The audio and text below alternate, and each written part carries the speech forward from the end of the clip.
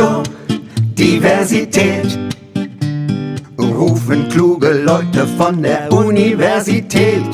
Biodiversität, und das gewinnt augenblicklich an Aktualität.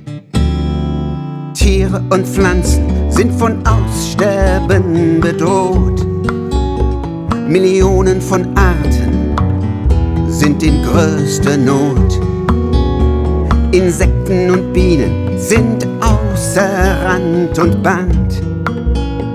Und die Fachleute sagen, das ist uns längst bekannt. Biodiversität, rufen kluge Leute von der Universität. Biodiversität, und das gewinnt augenblicklich an Aktualität. Wer soll uns retten? Na, die Menschen, das sind wir. Und du und ich, wir können helfen, und zwar jetzt und hier. Die Wissenschaft sagt, das ist so ein weites Feld. Doch jeder Beitrag ist wichtig, also retten wir die Welt.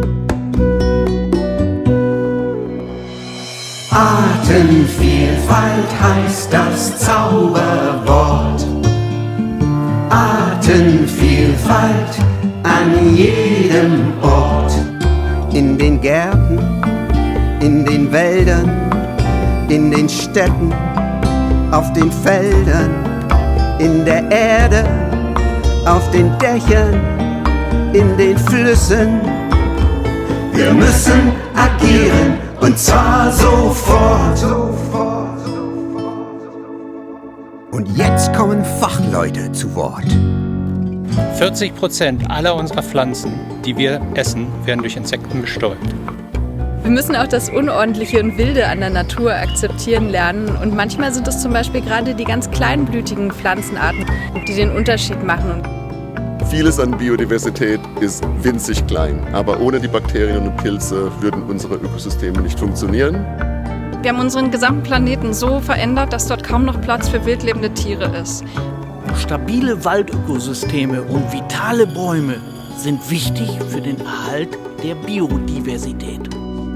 Biodiversität, Biodiversität, Biodiversität, Biodiversität, Biodiversität, rufen kluge Leute von der Universität.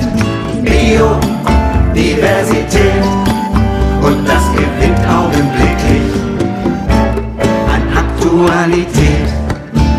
Also lasst uns agieren, sonst wird es zu spät.